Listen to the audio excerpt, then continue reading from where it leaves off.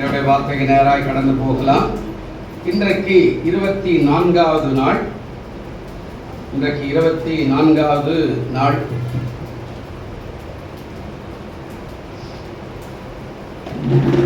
அவருடைய நாமம் மைப்படும்படியாக கரத்தில் ஒப்பு கொடுத்து நாம் கடந்து போகலாம். இன்றைக்கு தலைப்பு இயேசுவோடு கூட நடப்பது. இயேசுவோடு கூட நடப்பதை குறித்து ஒரு தலைப்பு இருக்கிறது. வேத பகுதி ஆதியாகமம் 5ஆம் அதிகாரம் 21 24 வசனம் வரையில் ஒரு 4 வசனத்தை இங்கே சொல்கிறாங்க. ஆதியாகமம் 5ஆம் அதிகாரம் 21 24 வசனம் வரையில் ஒரு 4 வசனத்தை இங்கே சொல்லுகிறார். வேதத்தில் இந்த வார்த்தை சுருக்கமாக இருக்கிறது. ஆனால் இதுக்கான விளக்க உரைகளை நாம் ஆராய்ந்து போனால் ரொம்ப ரொம்ப பெரிதாக இருக்கிறது. ஒரு 5 மணி நேரம் கூட பேசலாம், அவ்வளோ விளக்க உரைகள் இதில் காணப்படுது.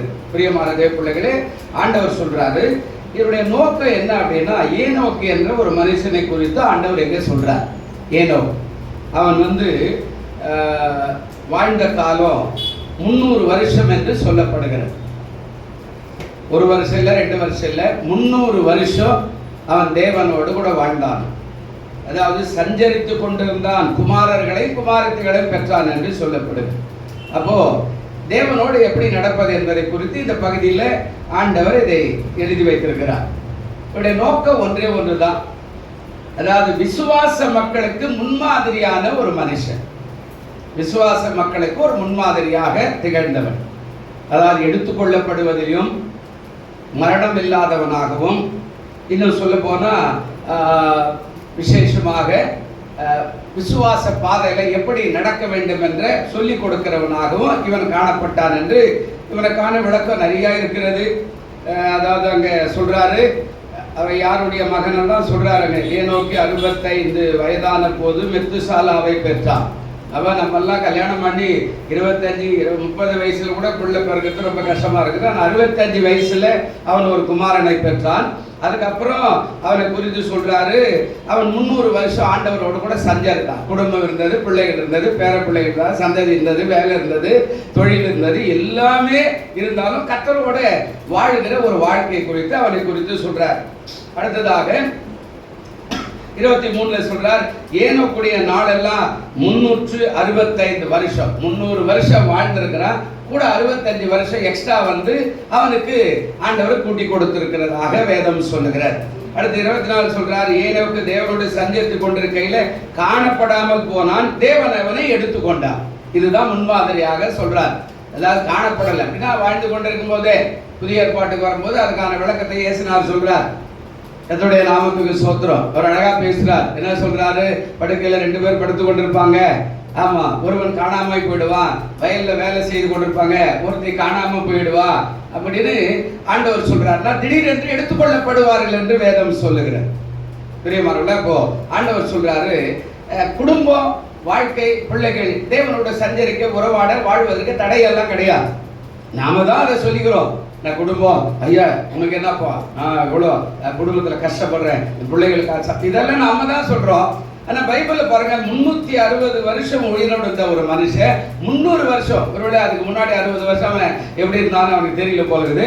ஆனால் 300 வருஷம் கர்த்தரோட நல்ல உறவாடி கொண்டு வாழ்ந்து கொண்டிருந்த ஒரு மனுஷன் அவன் மரணத்தை பாராமலே தேவனால் எடுத்துக்கொள்ளப்பட்டான் என்று வேதம் சொல்லு. அப்போ நம்ம வாழ்க்கையில நம்ம நினைக்கிற மாதிரி குடும்பம், பிள்ளைகள், அதாவது இதெல்லாம் கடவுளோடு வாழ்வதற்கு தடையே கிடையாது. அதெல்லாம் இருந்தாலும் அவைகள் மத்தியில் வாழ முடியும் என்பதை ஆண்டவருக்கு வெளிப்படுத்துகிறார்.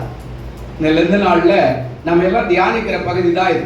இதில் ஒரு 7 காரியம் நிறைய இருக்குது, எடுக்க முடியல. ஏகப்பட்ட ஆக்கியோன்கள் இதை குறித்து எழுதிக்கிட்டே இருக்கிறாங்க. இவர் இப்படி இருந்தார், இப்படி இருந்தார், இப்படி இருந்தார், இப்படி இருந்தார், இப்படி இருந்தார் அப்படின்னு சொல்றாங்க. எல்லாத்தையும் நாம பேச முடியாது, அதாவது 10 நிமிஷத்துல பேச முடியாது. ஆனால் ஒரு சுருக்கமாய் சொல்றேன். அதாவது முதல்ல கர்த்தரை உண்மையுடன் அவன் என்ன செய்தான், விசுவாசித்தான். அதுதான் அவன் எடுத்துக்கொள்ளப்படுவதற்கு, மரணம் இல்லாத வாழ்வதற்கு வழி. எப்பவுமே உண்மையாக அவன் இருந்தான். 2வது அவர் சொல்றாரு, பரிசுத்தமான வாழ்வை வாழ அவன் முயற்சித்தான். எப்போதும் பரிசுத்தத்துக்கு விரோதமா இல்லாத முயற்சி பண்ணிக்கிட்டே இருக்கிறான். அதாவது கனவு காணுங்கள் உலகத்துல சொல்லுவாங்க இல்லையா, அதே போல இன்னொரு காரியத்துல சொல்லுவாங்கல்ல, முயற்சி பண்ணி வெற்றி பெறுவ, இன்னொரு காரியங்கள நீ வில் பவர் உள்ளவனாயிரு அப்படின்னு சொல்றாங்கல்ல. இது அன்றைக்கே இந்த ஏனோக்கு செய்திருக்கிறார். அதாவது கர்த்தரை உண்மையுடன் வாழ, உண்மையோடு கூட கர்த்தரை தேட அவன் முயற்சித்துக் கொண்டே இருந்தான் என்று வேதம் சொல்லுகிறார்.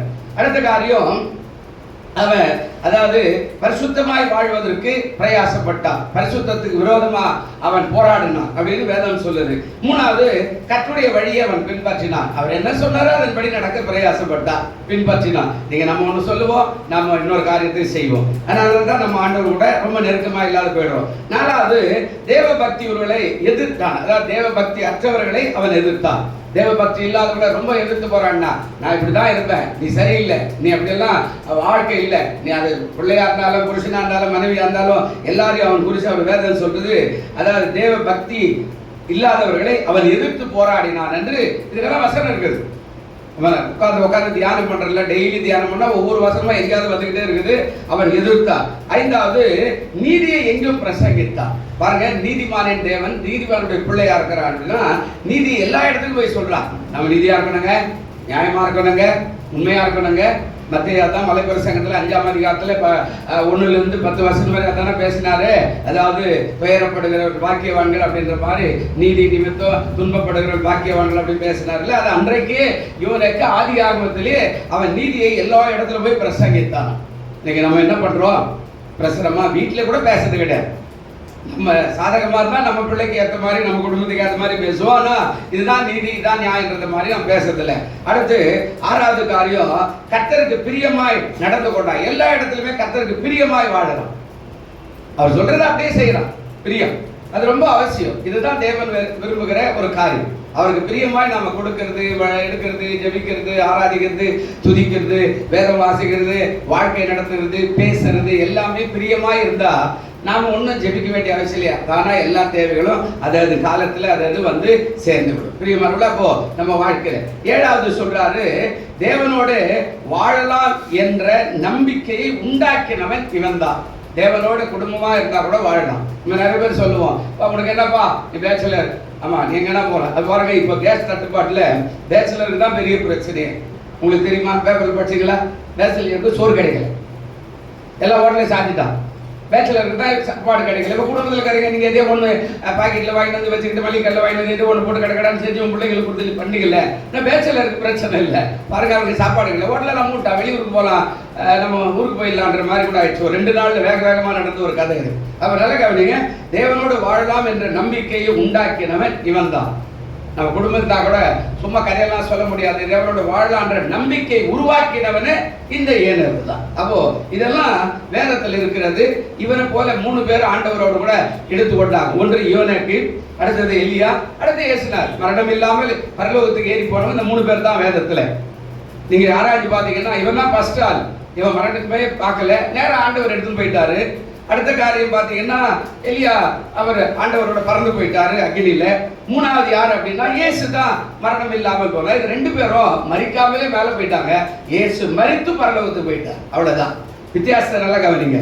நம்ம வாழ்க்கையில இதெல்லாம் நமக்கு சாத்தியக்கூறு தான் அப்படின்றத நாம் அறிந்து கொள்ளணும். நம்ம எல்லாம் எப்போ கதையெல்லாம் சொல்றோம், ஆமா ஏன் லேட்டா வந்தீங்க, அது அப்படியே ஆகும், இதெல்லாம் ஒண்ணுமே இல்லை அப்படின்னு ஏனோ காட்டுறாரு.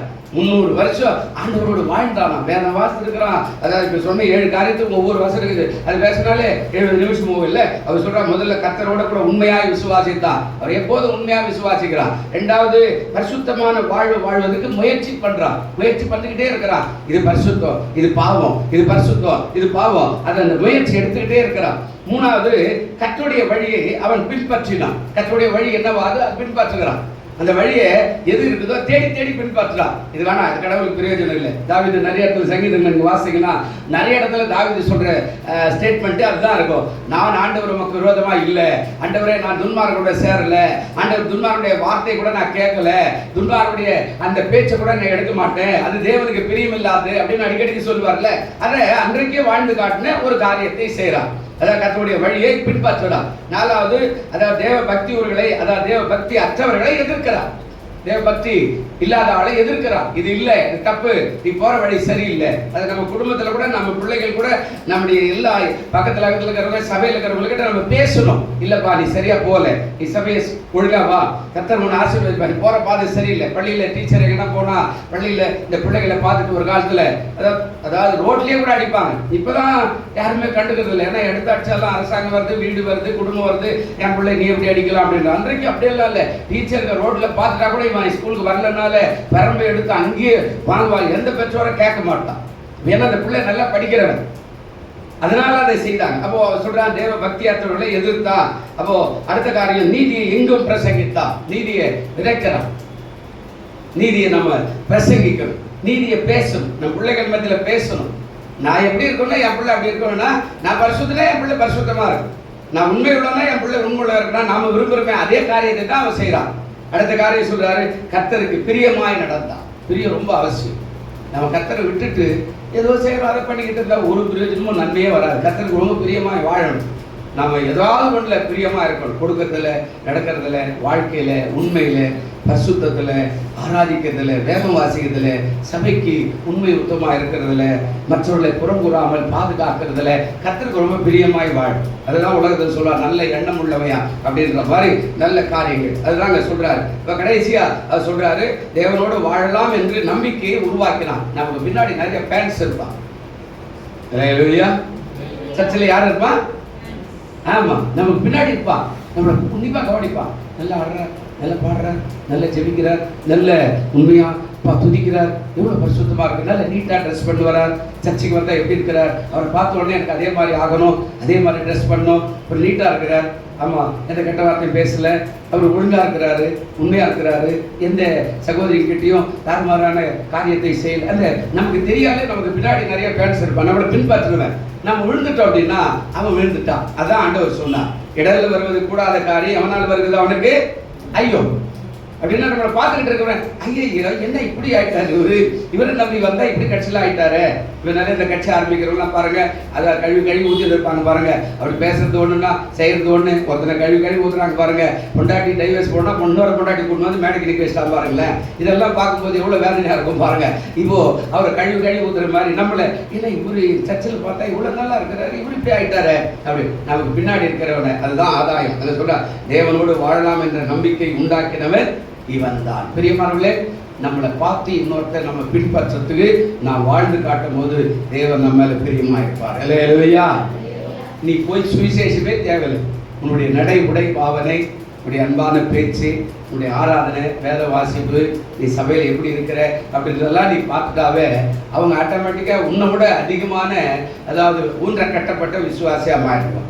நான் சபையில் உட்காந்து தாறுமாறா பேசுறது, சண்டை போடுறது, தாறுமாறா பண்ணுறது, காலை நீட்டுறது, கை நீட்டுறது, அப்போ தான் பேர் பார்க்கறது, ஈர் பார்க்கறது, எல்லா வேலையும் நமக்கு செஞ்சுன்னா நமக்கு பின்னாடி இது என்னப்பா இப்படி பண்ணுது அப்படின்னா அவனே பின்மாற்றமாக ஆகிடுவான். அந்த ஆண்டவர் சொல்கிறார், ஏனோக்கு எப்படி இருந்தானா இப்படி தான் இருந்தான். கடைசியாக ஒரே ஒரு வசனம் மட்டும் வாசிக்கலாம், முடிஞ்சு போச்சு டைமு. கடைசியாக ஒரு வார்த்தை மட்டும் வாசி. யோபு 19ஆம் அதிகாரம் 25வது வசனம் கொஞ்சம் வாசிங்க. யோபு 19 25வது வசனம் 26வது வசனம் மட்டும் கொஞ்சம் வாசிங்க. என்ன சொன்னார் பாருங்க. என் மீட்பர் உயிரோடு இருக்கிறார் என்று, கடைசி நாளில பூமியின் மேலே நிற்பார் என்றும் நான் என்ன செய்திருக்கிறேன், அறிந்திருக்கிறேன்.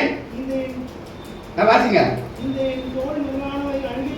இந்த என்னுடைய தோல் முதலானவைகள் எல்லாமே அழுகி போன பின்பு நான் என்னுடைய மாம்சத்திலிருந்து தேவனை நான் என்ன செய்வேன், பார்ப்பேன். 27 முடிக்கிறாரு, அவரை நானே பார்ப்பேன், அந்நிய கண்கள் அல்ல, என் கண்களே அவரை காணோம். இந்த வாஞ்சையால் என் உள்ளிந்திரியங்கள் எனக்குள்ள என்ன இருக்குதா பார்ப்பேன். எல்லாம் அழுகி போச்சு. எப்படி பார்ப்பாரு? விசுவாசம். அதான் ஏனோக்கு செய்து காட்டினார். கண்களை மூடுவோம். நல்ல பிதாவே, இந்த இயேசுவோடு நடப்பது எப்படி என்பதை தலைப்பில் கொடுத்து நீர் ஆண்டவரே அனுப்பினபடினாலே சோத்திரம். இந்த வார்த்தையின்படியே கேட்டுக்கொண்டிருக்கிற, பார்த்து கொண்டிருக்கிற மக்கள் வாழ்ந்து சுகித்திருக்க கர்த்தர் கிருபை செய்யும். ஆண்டவரே, குடும்பம் இருந்தாலும், பிள்ளைகள் இருந்தாலும், பேர பிள்ளைகள் இருந்தாலும், வேலை இருந்தாலும், வியாபாரம் இருந்தாலும், ஆண்டவரே தேவனோடு சஞ்சரிக்க முடியும் என்பதை நிரூபித்து காட்டின ஒரு மனுஷன். அவ்வண்ணமாய் இவர்கள் வாழ்ந்து சுகித்திருக்க உதவி செய்யும். இயேசு கிறிஸ்துவின் நாமத்தில் வேண்டிக் கொள்ளுகிறோம் நல்ல பிதாவே, ஆமென்.